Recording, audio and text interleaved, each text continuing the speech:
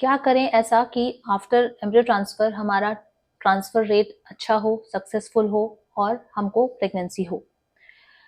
तो अब इस वीडियो से जुड़ने से पहले आप इस वीडियो को लाइक, शेयर एंड सब्सक्राइब करें और अपने दोस्तों में, अपनी फैमिली में इसको शेयर करें ताकि लोगों को इस बारे में जानकारी मिले। तो सबसे चीज जो महत्वपूर्ण चीज होती है कि बहुत सारी लेडीज कंप्लेन करती हैं एम्ब्रियो ट्रांसफर के बाद कि उनको क्रैम्पिंग पेन होता है पेट में, एब्डोमिनल पेन जो कि क्रैम्प्स के जैसा होता है। अगर आपको क्रैम्प्स हो रहे हैं तो अगर थोड़े बहुत क्रैम्प्स हैं तो वो आप किसी भी मामूली दवाई से ठीक हो सकते हैं और आपको उसके लिए ज्यादा परेशान होने की जरूरत नहीं है। लेकिन अगर वो क्रैम्प्स ऐसे हैं कि जो बहुत ज्यादा सीवियर हो रहे हैं या दवाई लेने के बाद आपको ठीक नहीं लग रहा है तो आपको इसके लिए अपने कंसल्टेंट से जरूर संपर्क करना चाहिए। दूसरी चीज होती है ब्लीडिंग या स्पॉटिंग। स्पॉटिंग होना एक अच्छी बात भी है और एक खराब बात भी है। अच्छी इसलिए क्योंकि अगर थोड़ी बहुत स्पॉटिंग होती है तो उसको हम अच्छा साइन मानते हैं क्योंकि वो एक तरीके से इम्प्लांटेशन ब्लीडिंग हो सकती है। यानी आपको इम्प्लांटेशन मतलब बच्चा आपका अंदर कंसीव करने वाला है और उसके कारण जब वो चिपकता है तो थोड़ी सी उस एरिया से ब्लीडिंग होती है जिसको हम इम्प्लांटेशन ब्लीडिंग कहते हैं।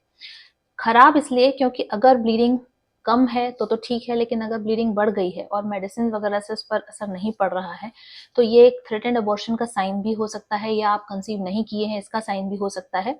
तो इसके लिए आपको अपने डॉक्टर से संपर्क करना चाहिए। तीसरी चीज होती है, कई पेशेंट्स पूछते हैं कि हम इस टाइम पीरियड में सेक्सुअल इंटरकोर्स कर सकते हैं या नहीं।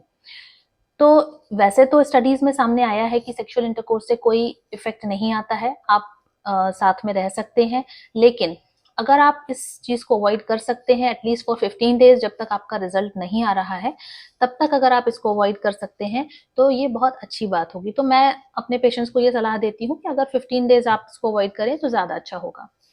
उसके बाद जो हमारा नेक्स्ट आता है, इसमें आता है ब्लोटिंग होना। यानी हमारे पेट में कुछ ऐसा लगता है इतनी सारी दवाइयां खा रहे हैं तो उससे कुछ ब्लोटिंग माने कि गैस की प्रॉब्लम हो सकती है, जिससे बहुत सारी दवाइयों के कारण एसिडिटी होती है। तो अगर आपके डॉक्टर ने आपको मेडिसिन दी हैं तो उन मेडिसिन में आप एक एंटासिड या गैस की जो टैबलेट्स रहती हैं वो भी ले सकते हैं ताकि आपका जो मेडिसिन के साथ साथ जो एसिडिटी का प्रॉब्लम हो रहा है वो भी सॉल्व हो जाए।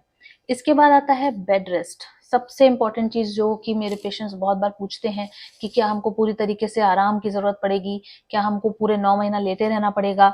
तो ये बिल्कुल भी सही नहीं है, ये एक तरीके का मिथ है। अगर आपका एम्ब्रियो ट्रांसफर हुआ है तो आपको सिर्फ हाफ एन आवर की रेस्ट की जरूरत होती है। उसके बाद आप उठकर अपना रूटीन वर्क कर सकते हैं, नॉर्मल रूटीन वर्क। वैसे भी प्रेगनेंसी में हम जो नॉर्मली जितनी चीजें अवॉइड करते हैं नॉर्मल प्रेगनेंसी में अपार्ट फ्रॉम आईवीएफ, हम जितनी भी चीजें अवॉइड करते हैं हमको बस उतना ही अवॉइड करना है। लाइक हैवी वर्क है या फिर बहुत ज्यादा सीढ़ियां चढ़ना या फिर एक्सर्शन वाला कोई काम, भारी वजन उठाना, बस इसी चीजों को हमको अवॉइड करना है। एकदम लेटे हुए नहीं रहना है। अगर हम लेटे रहते हैं तो उससे भी हमारा बहुत ज्यादा ब्लड सर्कुलेशन में फर्क पड़ता है, हमारे स्ट्रेस हार्मोन्स बढ़ते हैं क्योंकि हम लेटे लेटे कुछ काम नहीं कर रहे हैं, हम सिर्फ सोच रहे हैं। तो जो हम सोचते हैं वो हमारे मन में ज्यादातर नेगेटिव चीजें आती हैं और ये नेगेटिव थिंकिंग हमारे बॉडी के जो हार्मोन्स हैं उनको इम्बैलेंस करती है। तो अगर आप किसी भी वर्क में एंगेज रहेंगे, आप किसी जॉब पर हैं तो आप बैठ करके वहां काम भी कर सकते हैं। तो इस तरीके का अगर आप अपने आप को बिजी रखेंगे तो उससे आपके मेंटल बॉडी पर, मेंटल जो हेल्थ है उस पर असर पड़ेगा और आपका रिजल्ट अच्छा रहेगा। तो इसके अलावा दूसरा होता है स्ट्रेस। स्ट्रेस तो हमारे द्वारा क्रिएट की हुई चीजें हैं क्योंकि हम ये सोचते रहते हैं कि हमारा प्रेगनेंसी होगा कि नहीं, हमने इतना ज्यादा ट्रीटमेंट लिया है तो अपने मन से हम लोग स्ट्रेस क्रिएट करते हैं। तो हमको वैसे तो स्ट्रेस से कुछ खास दिक्कत नहीं होती है, लेकिन फिर भी कुछ ना कुछ नेगेटिव हार्मोन्स हमारे सीक्रेट होते हैं, तो इसलिए हमको स्ट्रेस कम करना चाहिए।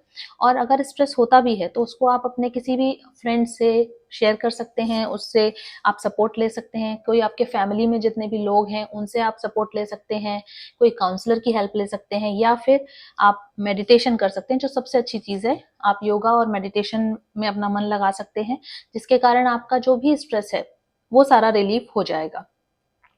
इसके अलावा और क्या क्या चीजें हो सकती हैं, जैसे कि कई लोग ऐसा करते हैं कि प्रेगनेंसी टेस्ट हर दिन करते हैं। उनको लगता है कि हम बस प्रेग्नेंट हो गए हैं और हमारे को टेस्ट में रिजल्ट आ जाएगा। तो ऐसा नहीं है। हमारा जो फर्टिलाइजेशन के बाद जो इम्प्लांटेशन होता है उसमें आपको रिजल्ट 15 दिन के बाद ही पता चलता है। तो अगर आप डेली किट से टेस्ट करेंगे तो उससे आपका कोई भी उसमें पॉजिटिव इम्पैक्ट नहीं पड़ने वाला है। तो इसलिए आप उस चीज से अपना ध्यान हटाकर अपने कामों में अपना मन लगाएं। जो भी आप कर रहे हैं उसको एक खुश होकर के करें और टेस्ट आप 15 डेज के बाद ही कराएं। तो इसके अलावा हमारे जो बीटा एससीजी लेवल है जब हम चेक करते हैं तो उस बीटा एससीजी लेवल की वैल्यूज भी बहुत इंपॉर्टेंट होती हैं। वो बीटा एससीजी लेवल की वैल्यू अगर 100 या 100 से ऊपर है that means you are pregnant. But इससे हम ये भी पता लगा सकते हैं कि अगर बीटा एससीजी बहुत ज्यादा है तो उसमें आपके ट्विंस हो सकते हैं। बट ये कोई श्योरिटी नहीं है। अगर आपके बीटा एससीजी लेवल बहुत ज्यादा है तो ट्विंस हो सकते हैं, ये बात सही है, लेकिन इसके लिए जो कंफर्मेशन होता है वो हमारा नेक्स्ट मंथ में ही होता है जो कि सोनोग्राफी के द्वारा होता है। सो ये सारी चीजें हैं जो कि काफी सारे लोगों और काफी सारे पेशेंट्स के मन में आती हैं। ये बहुत सारे डाउट्स हैं जो क्लियर करना बहुत जरूरी है।